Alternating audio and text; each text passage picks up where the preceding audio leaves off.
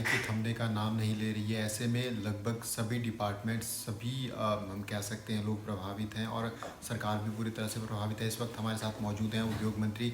आप इनसे हम जानेंगे क्या स्थिति अभी उद्योगों की है, जिस तरह से कनेक्टिविटी हम कह सकते हैं पूरी तरह से प्रभावित हुई है।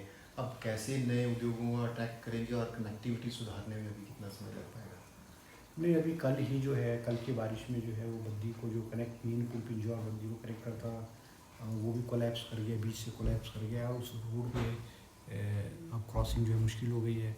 अभी जो वे आउट जो है बद्दी बरोटी वाला नालागढ़ हमारी सबसे बड़ी इंडस्ट्रियल बेल्ट है, उसमें तो अब हमको सिसवा चंडीगढ़ सिसवा रोड वाला एक ही विकल्प जो है वो रह गया है।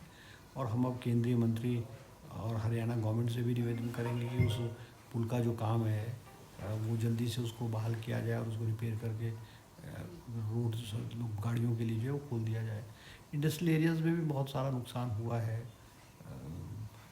जो है हमारी रोड्स डैमेज हुई हैं, हमारी जो इलेक्ट्रिकल जो इंस्टॉलेशंस हैं वो भी डैमेज हुई हैं। इंडस्ट्री डिपार्टमेंट वगैरह को 300 करोड़ रुपए का नुकसान हुआ है। एक और सवाल खड़ा हो रहा है। भाजपा कह रही है कि केंद्र सरकार पूरी तरह से मदद कर रही है, कांग्रेस कह रही है कि केंद्र सरकार की तरफ से जितनी उम्मीद थी उतनी मदद नहीं आ रही है। वास्तविक स्थिति क्या है? आरोप प्रत्यारोप दोनों तरफ से लग रहे हैं। नहीं, देखो, हमको जो अभी तक केंद्र से पैसा मिला है वो वही पैसा मिला है जो हमारा हक है। अब 180 करोड़ हमको जून महीने में मिलते थे जो हमें मिले हैं, और दूसरी केस जो है हमारी रिलीफ डैमेजेस की, वो हमको दिसंबर के महीने में मिलती थी। वो गवर्नमेंट ऑफ इंडिया ने हमको एडवांस में 180 करोड़ देकर 360 करोड़ जो हमारा हक है वो हमें मिला है। 198 करोड़ रुपीज़ जो हमारे पिछले 3-4 सालों के ऑडिट पैरे की वजह से रुके हुए थे, 315 करोड़ रुपए रुका पाता है, उसमें हमारे को 189 करोड़ रुपीज़ वो हमको आया है।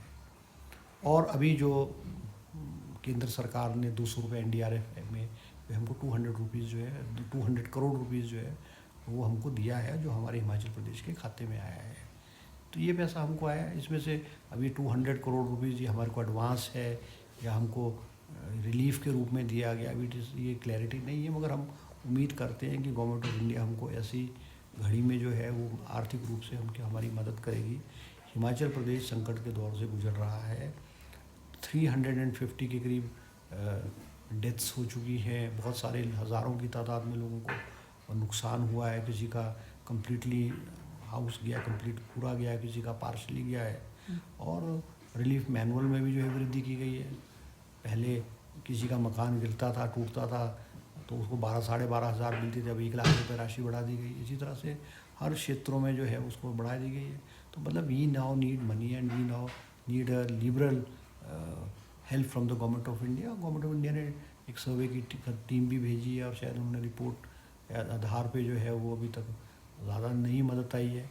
अभी हमारा परसों जो कैबिनेट की मीटिंग में प्रेजेंटेशन हुआ था उसमें हिमाचल प्रदेश में जो नुकसान है वो 8,100 करोड़ रुपए के करीब जो है वो नुकसान परसों तक आंका गया था। और इसकी ये दिन पर दिन हर रोज़ जो है इसकी जो बढ़ रही है। और मुझे ऐसा लगता है बरसात तक लास्ट तक जो है 10,000 करोड़ तक ये आंकड़ा जो है पहुँच हो जाएगा। बिल्कुल। अब सर एक सवाल और बड़ा खड़ा होता है कि जिस प्रकार से शहर उजड़ रहे हैं, पहले सैंज देखा हमने, पूरा सैंज मार्केट चला गया, अब आनी से इस प्रकार की तस्वीरें आ रही हैं।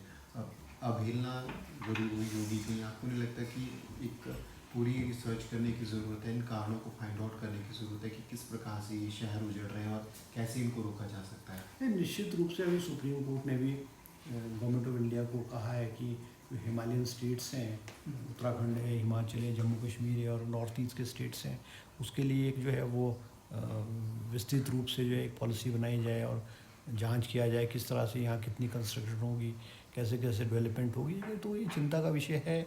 अब हमने अभी इस आपदा में देखा है कि शिमला के शहर कोलैप्स कर रहे हैं, ताश के पत्ते की तरह कोलैप्स कर रहे हैं। आनी में आज सुबह कई बिल्डिंग्स जो है पहाड़ पे जो 5-5, 7-7 मंजिलों की खड़ी की थी वो कोलैप्स की। तो अब ये तो देखने की बात है कि पहाड़ों में जितनी बेरिंग कैपेसिटी है, अगर उससे ज़्यादा आप लोड डालोगे तो कोलैप्स होना तो नेचुरल है।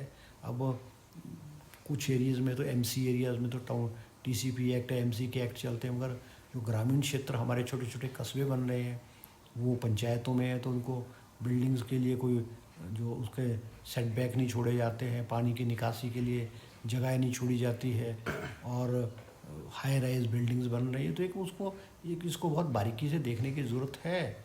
और इन टर्म्स ऑफ डेवलपमेंट भी अगर आप देखो कि सारे का सारा जो रिवर बेड्स का लेवल उठ रहा है, उसका एक कारण ये भी है कि सड़कों का जो मक है, मिट्टी है, पत्थर है, सड़कों जो कंस्ट्रक्शन हो रही है, डैम्स हो रहे हैं, उसका सारे का सारा जो मक है वो नालों के माध्यम से और दरिया और नालों में फेंका जाता है। इसलिए रिवर उसका जो लेवल है, रिवर का लेवल है, वो उठ गया है। बिल्कुल बिल्कुल। अब एक और फैसला लिया अभी हाल ही में कैबिनेट के बाद कि स्टोन क्रशर्स के ऊपर पाबंदी लगाई है।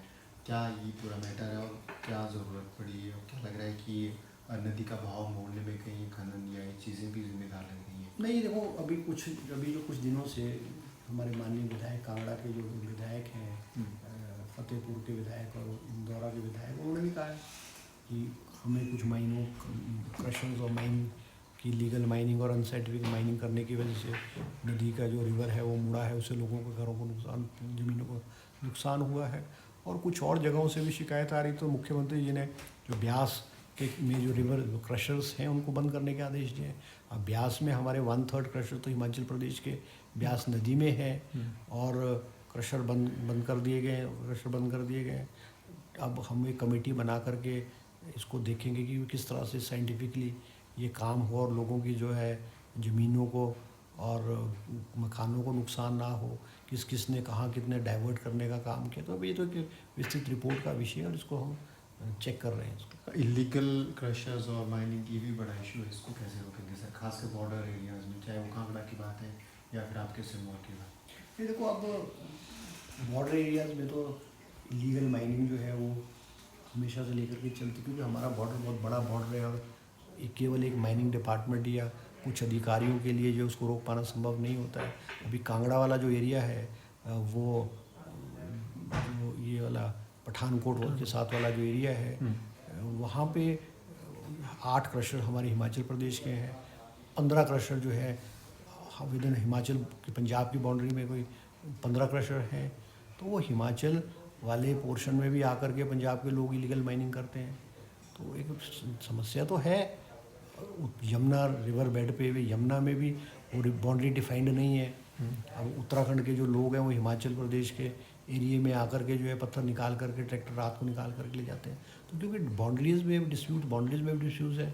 अब वो कईयों किलोमीटर लंबी बाउंड्रीज़ हैं, वो दोनों स्टेट्स क्लेम करते हैं कि हमारी है, और इसका जो फ़ायदा जो है जो इलीगल काम करने वाले लोग उसका फ़ायदा उठाते हैं। तो ये इस पर हम जो है कड़ाई से कदम लेंगे और सख्ती करेंगे, और हम इलीगल माइनिंग को जो है रोकने की पूरी कोशिश करेंगे। बिल्कुल। तो उद्योग मंत्री हमारे साथ मौजूद थे और इलीगल माइनिंग को रोकने की कोशिश की जाएगी, और जो स्टोन क्रशर बंद किए गए हैं इसके ऊपर भी स्टडी की जाएगी, और उसके बाद फिर एक परमानेंट डिसीजन लिया जाएगा। राजेंद्र शर्मा, न्यूज़ 18।